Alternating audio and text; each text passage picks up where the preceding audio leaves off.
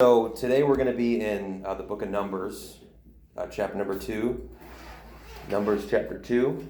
So Genesis, Exodus, Leviticus, Numbers. It's the fourth book in the Bible. And we're going to be talking about the cross in the Old Testament, the picture of the cross in the Old Testament.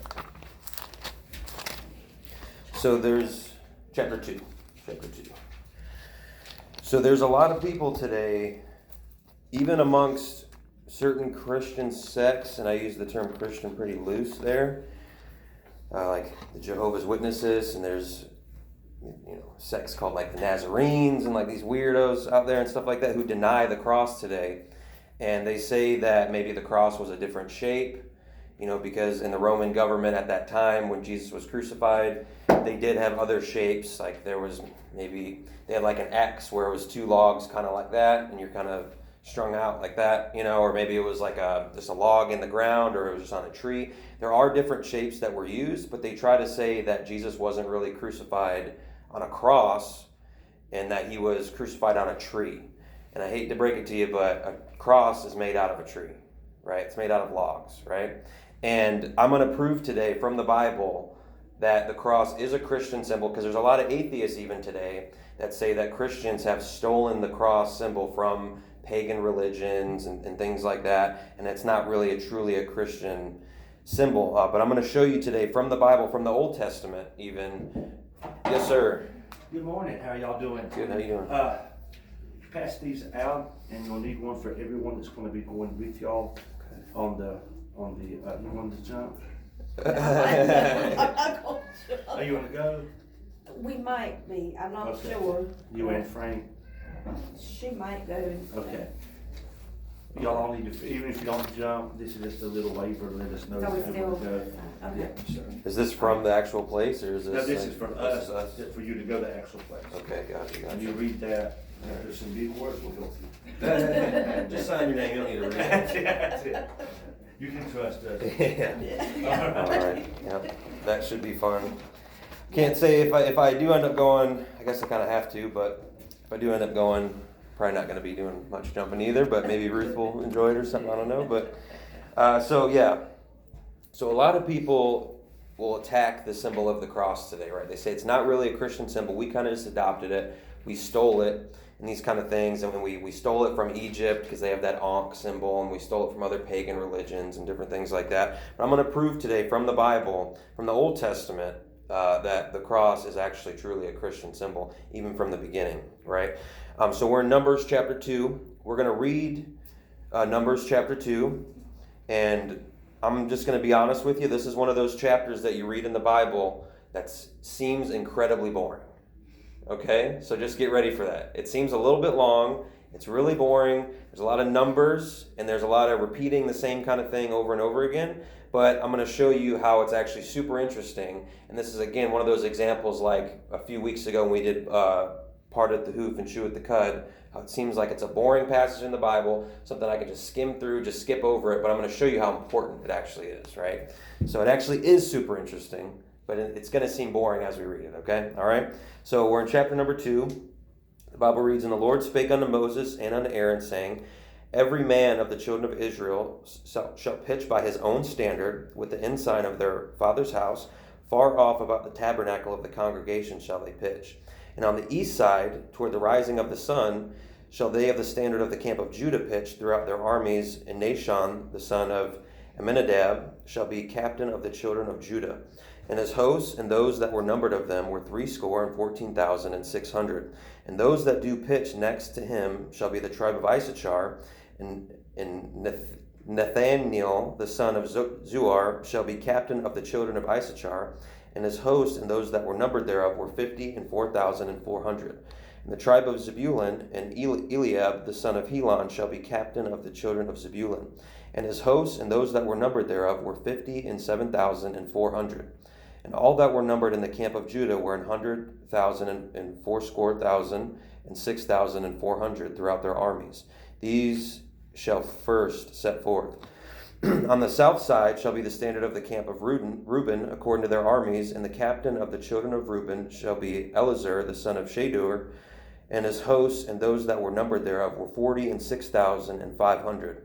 And those which pitched by him shall be the tribe of Simeon, and the captain of the children of Simeon shall be Shelumiel, and the son of Zuriah, and his hosts, and those that were numbered of them were 59,300. Then the tribe of Gad, and the captain of the sons of Gad shall be Eliasaph, the son of Ruel, and his host, and those that were numbered of them were 45,650. And all that were numbered in the camp of Reuben were 100,000 and 50 and 1,000 and 450 throughout their armies, and they shall set forth in the second rank. Then the tabernacle of the congregation shall set forward with the camp of the Levites in the midst of the camp, as they encamp, so shall they set forward every man in his place by their standards. On the west side shall be the standard of the camp of Ephraim, according to their armies, and the captain of the sons of Ephraim shall be Elishama, the son of Ammihud, and his hosts, and those that were numbered of them were 40,500.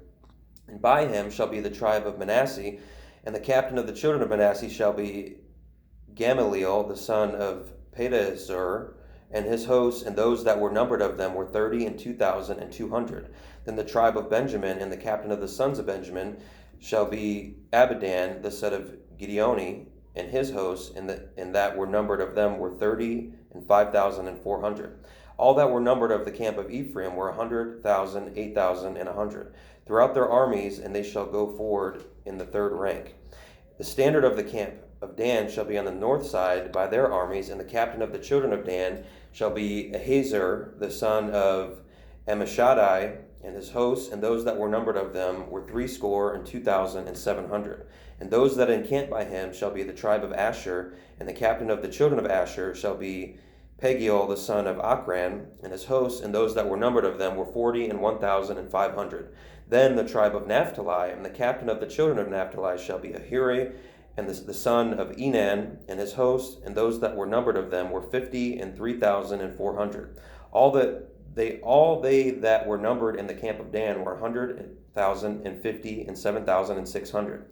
They shall go hindmost with their standards. These are those which were numbered of the children of Israel by the houses of their fathers. All those that were numbered of the camps throughout their hosts were 600,000, 3,550. But the Levites were not numbered among the children of Israel, as the Lord commanded Moses. And the children of Israel did according to all that the Lord commanded Moses. So they pitched by their standards, and so they set forward every one after their families, according to the house of their fathers. So very long. I need to drink water after that. Very long, very boring, a lot of numbers. It's repeating the same thing over and over again. But what I'm going to do is I'm going to draw the layout here on the board, and I hope I have enough room. I need to get a bigger board in here at some point.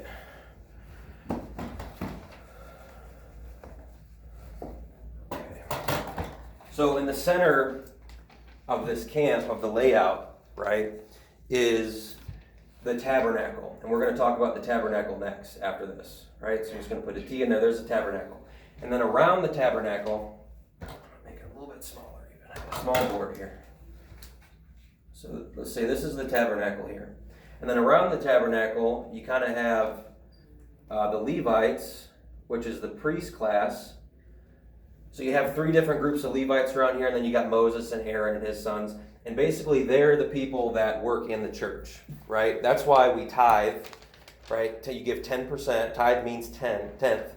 You give 10% of your money, so that way all the tribes around them give 10%, and then the 10% goes to the Levites as like their pay. That's why we tithe today too, so that way a preacher and people who work in the church and things can have pay, and it provides things for the church, pays for the church, the rent or the mortgage or the bills and these kind of things. So everybody gives to them, and they're not necessarily counted, right? Because it said we're not going to number them amongst the numbers here. And then around them we have the 12 tribes of Israel, right? So we have on the left side, which is, so this is the east down here, and this is where you enter into the tabernacle. It says from the east you enter in, right, from the rising of the sun. This is the west here, this is the south, and this is the north. And on the south side, we have the tribe of Gad here, and then we have the tribe of Simeon, and the tribe of Reuben. And the reason why I'm drawing it in these sections that kind of are behind each other, because it says in the rank after them. Remember we read that? It said that. So it's kind of like they're set up in armies, right? Like I said, and there's different ranks, and this is how armies, what's the word? Like they get in formation, right? It's square formations. I don't know. I've never been in the military, but I was in ROTC in high school. I don't know if you guys have that at your school or what, where the kids wear the uniforms and stuff. If you ever take one of those classes, they teach you how to get in formations, these rectangular formations, right? And these are armies in formation, and they're in different ranks. So that's why I'm doing it like this, because this is how it describes it. And then in the west, which is behind the tabernacle, you have the tribe of Ephraim here. Manasseh. I'd like to write the names on here too, but I just don't have enough room. So you have Ephraim and Manasseh, and then you have the tribe of Benjamin, and then on the north side you have the tribe of Dan, the tribe of Asher, and the tribe of Naphtali. Right? And then on the east side, in front of the tabernacle, you have the biggest tribe, which is the tribe of Judah. And then you have the tribe of Issachar and Zebulun. So you notice what's been drawn here? What's this? It's a cross, right? Isn't that interesting? How God laid out his people around the tabernacle in the shape of a cross. Isn't that fascinating? Yeah. Oh, but the cross is not a Christian symbol, right? We stole that from the Egyptians, right?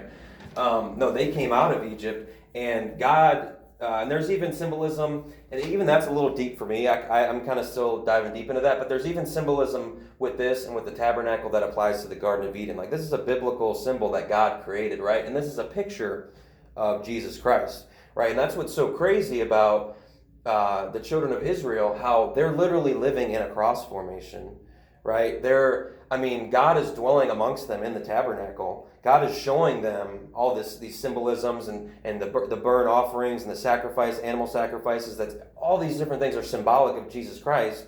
And then when Jesus Christ comes on the earth, they deny him, right? Isn't that so crazy?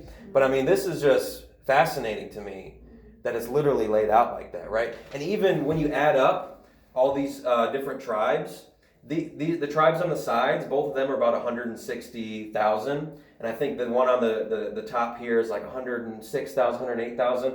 And then when you add up the Judah and Issachar and Zebulun, you get 186,000. So it's even like these are kind of about the same, 160,000. This is less, and then this is the longest. It's literally a cross shape. There's no denying that.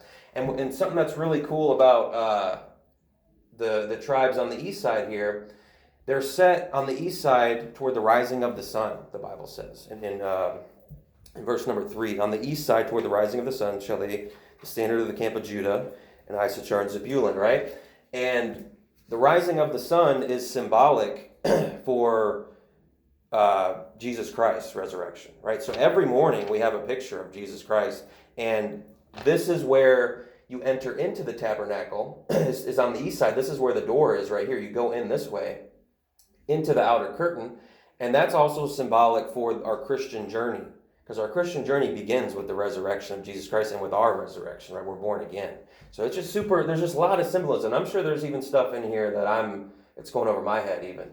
And what's really cool about the side that's on the rising of the sun, if you add up all three tribes, you get 186,000. Do you know, and this is where the light is, right? This is where the light begins. Do you know what the speed of light is? Does anybody know that? You guys are in school. You should know that. What are they teaching you in science class? They teach you about the speed of light? No? It's 186,000 miles per second. Isn't that interesting? There's no science in the Bible, right? The Bible's way behind science, right? No, the science is constantly catching up to the Bible. And I've seen sources where they try to do 186,282. They try to throw it off a little bit. It's 186,000. That's pretty interesting, right? That's where the light comes from. So, and there's, later on in Numbers, there's a false prophet by the name of Balaam. And we're not going to get super deep into his story, but basically what happens is there's a wicked king called Balak, I believe in the nation of Moab, which is a wicked nation, where he is trying to pay Balaam to come in and kind of bless his own people, because Balak sees the children of Israel pull up to near his land, right? And he's kind of looking down on the plains where they're nesting, and he sees these people, and he says, where's it at? He said, they cover the face of the earth, and he's nervous. He's like, these people are kind of moving in. They're covering the face of the earth. There's over 600,000 people here. That's a lot of people, right? And Balaam, who's kind of like, I kind of picture him as like the Joel Osteen of his day. He's kind of just in it for the money. He's kind of a false prophet. But he's kind of looking down with Balak at these people, and this is what he would see. He would see the cross, right? So just imagine the bird's eye view of this thing. I mean, it's just fascinating, right? And let's see where we're at. And then in the center of it, right, you have the tabernacle, okay, which is this right here. So for the tabernacle, you have the outer curtain, right, which kind of separates the tabernacle from the people, and the actual like tabernacle tent is in the middle here, and this is where the door is, and this is where you enter in. So right, you come from the east and you enter in this way. There's like the altars here. It's like for the animal sacrifices. So you enter in to the actual tabernacle, right? You go in this way, and then you enter in, and on the south side, there's the candlestick, right? Maybe you've seen the menorah, right? The Jews kind of today have the menorah. And then on the right side, there's a table with the showbread, which is the unleavened bread, which is part of some of their rituals that they would do. And then in the back of it, you have the veil, right? So only the priest can enter into the veil. And that's why when Jesus died on the cross, the Bible says the veil was rent. The veil like tore in two, because now we don't need that priest to be able to get to God, because God dwelled in here where the Ark of the Covenant was, right? His presence was in there, and only the priest, after doing certain sacrifices and cleansing himself, could enter in, right? But Jesus is the high priest, right? The high priest was symbolic for Jesus, and when Jesus died on the cross, the veil was rent, and he said, it is finished, because now we can go to God directly ourselves. We need to rely on the high priest. We're actually all priests right now, even, the Bible says. So, but you come in, right? You come in to the tabernacle, and then on the left side, there's the candlestick, and then there's the shewbread, and then you go in to the veil. I mean, that's a symbol of the cross as well, too, even, right? Super interesting. And you have the candlestick on the left, right? What does a candle do? What's the purpose of a candle? To burn? Yeah. Well, what is it? What is it like? If we're in a dark room, we light it. It gives you light, right? And what is Jesus? He's the light of the world, right? And then you have the shewbread. What's Jesus also known as? He's the bread of life, right? Isn't that interesting? So there's all this symbolism, right, amongst the children of Israel, and God is showing them this stuff. And over time, they kind of get caught up in the religion of it and the ritual of it, rather than the meaning, the simplicity of it, where it's like he's pointing you to Jesus the whole time, right? But then they get caught up, and it's about the animal sacrifices, and it's not about God anymore. It's about us, and we're this special people. But the whole purpose of all this is to point them to Jesus, right? And I have another example of the cross in the Old Testament, and there's so many. I would imagine, I don't think it explicitly says it, but I would imagine when Abraham is trying to sacrifice Isaac, that he probably has him on the ground, and he maybe has a cross that he built, and he's kind of tying him to it, and he's getting ready to stab him, I would imagine he's probably, on some sort of cross situation. There's so many symbols, like Moses had where he held up the snake in the wilderness. I don't know if you guys know about that story, where it's a picture of where the children of Israel were getting attacked by these snakes, and they were dying, but he says, whoever looks upon this serpent, this brazen serpent that he built, they're going to be cured and they won't die, which is symbolic for Jesus became sin on the cross, right? Cursed is every man who hangs on a tree, kind of thing. So there's all these different symbolism in the Bible. I'm going to show you a couple more examples that are just like super explicit and obvious. So let's turn to Exodus chapter number 12. Exodus chapter 12.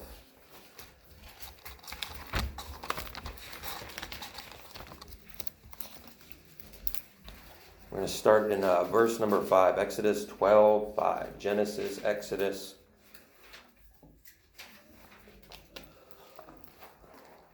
So in verse number 5, the Bible reads, your lamb, because this is the Passover. In the Passover, they had to sacrifice a lamb, right? And it says, your lamb shall be without blemish, a male of the first year. Ye shall take it out from the sheep or from the goats, and ye shall keep it until the 14th day of the same month, and the whole assembly of the congregation of Israel shall kill it in the evening. And they shall take of the blood and strike it on the 2 side posts and on the upper doorposts of the houses wherein they shall eat. So there's a few things there.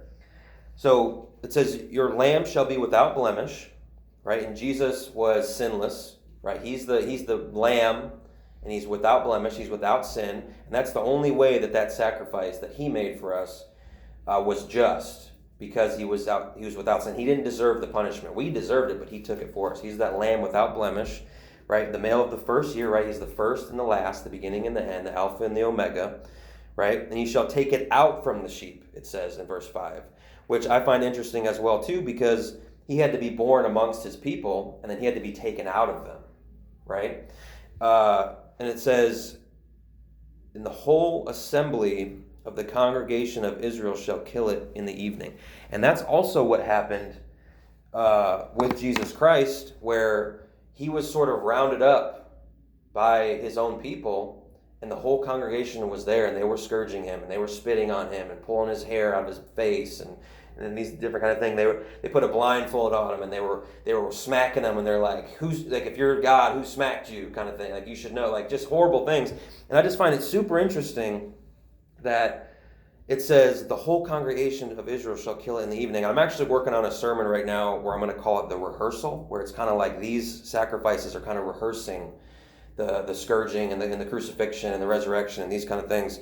And that's what happened as well too. And so they're in this time when they're in Egypt, they don't even know that they're literally rehearsing the crucifixion, right? It's super interesting stuff. And then it says, you shall take of the blood and strike it on the 2 side posts. So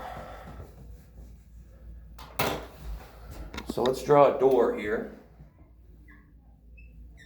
Here's a door.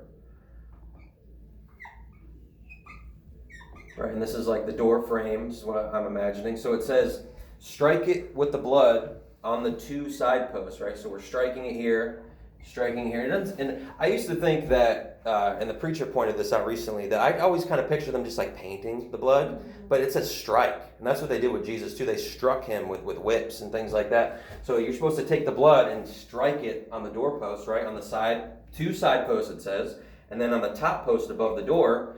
So what is this symbolic of as well too, right? Again, the cross again. I mean, over and over again, God is trying to give them the image of the cross, right? Super interesting stuff. And let's look at Exodus chapter number 17. The timing is always so random here with the Sunday school, so I'm always worried, am I going to finish too early or am I going to go too long? So I'm trying to figure out the balance right now. But so Exodus 17, chapter number 17, verse number 8. So we're going to go from verse 8 to verse 12. And then it says, then came Amalek and fought with Israel in Rephidim, and Moses said unto Joshua, choose us out men and go out, fight with Amalek. Tomorrow I will stand on the top of the hill with the rod of God in mine hand. So Joshua did as Moses had said to him, and fought with Amalek, and Moses, Aaron, and Hur went up to the top of the hill. And it came to pass, when Moses held up his hand, that Israel prevailed. And when he let down his hand, Amalek prevailed. But Moses' hands were heavy, and they took a stone and put it under him, and he sat thereon. And Aaron and Hur stayed up his hands, the one on the one side, and the other on the other side, and his hands were steady until the going down of the sun. So what's happening here is the children of Israel are at war with the Amaleks, right? And Moses is saying, I'm going to stand, I'm going to hold the rod of God up, right? And then when Moses has his hands up in the air, it says that the children of Israel are winning the battle, right? But then his hand, you're holding up your hands. It doesn't matter what you're holding up. If you're holding up your arms like this for a long period of time, you're going to get tired and your arms are going to start to lower. So they brought a big rock out, and then he sat on the rock, because it's probably hard to stand for long periods of time too, right? So he sat on the rock, and that's symbolic for, on Christ the solid rock I stand, all other ground is sinking. He's the foundation, right? So he sits upon the rock, and when he raises his hands up, they win the battle, and when he starts to lower them, they start losing the battle. So Aaron and Hur get on each side of him, and they get under his armpits, and they're holding his arms up like this, right? So what is this symbolic of? Right, the cross again, right? So that's the symbolism of Jesus is, you all right? Jesus is helping us win the battle, right? He's the one who helps us win the battle when he's up on the cross, right? So again, the cross is a Christian symbol, right? Now we're going to turn to Judges chapter number 16. So Genesis, Exodus, Leviticus, Numbers, Deuteronomy, Joshua, Judges. Judges 16.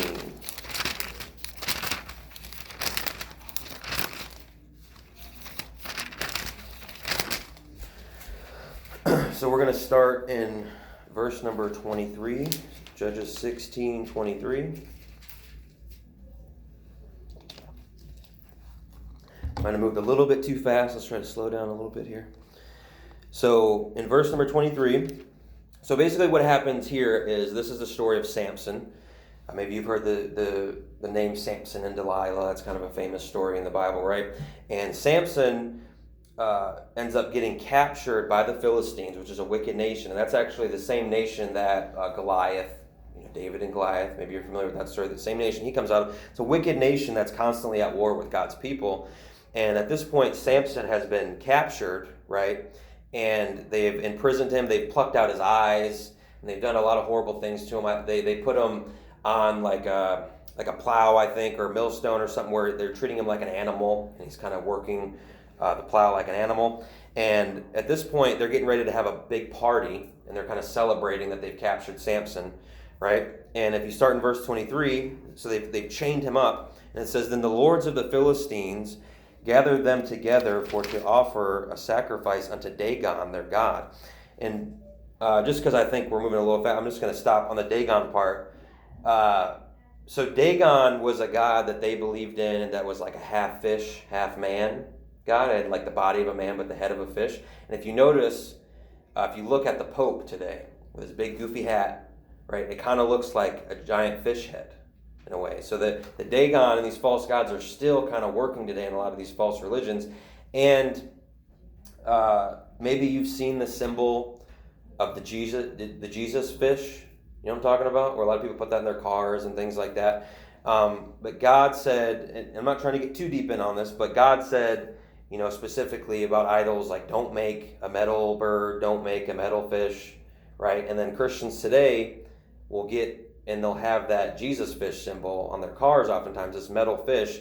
And I believe that could even be, and I understand people have good intentions with that, but there's a fish god in the Bible, Dagon. So we got to kind of be careful with some of this stuff. We got to get away from idolatry. We're not supposed to be making symbols that represent God, right? The cross represents God. But it says, "Sacrifice unto Dagon their god, and to rejoice, for they said, Our God hath delivered Samson, our enemy, into our hand. And when the people saw him, they praised their God, for they said, Our God hath delivered into our hands our enemy, and the destroyer of our country, which slew many of us. And it came to pass, when their hearts were merry, that they said, Call for Samson, that he may make us sport.